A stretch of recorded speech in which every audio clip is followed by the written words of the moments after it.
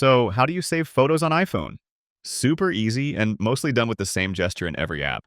Let's say someone texted me a photo.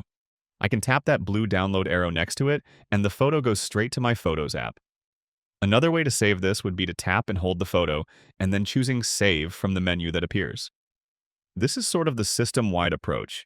Tap and hold and save. If you're looking at a photo full screen like this, I can tap the screen and from the bottom of my display, use the download button to save the photo.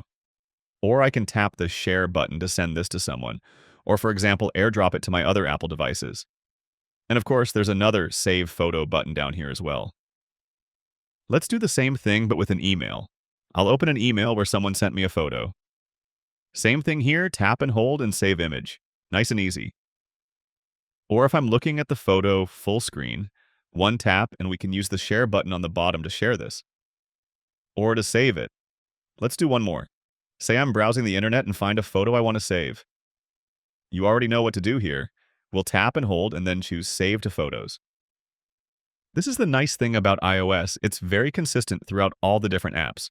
Click the like button if this helped, and subscribe for more easy guides like this.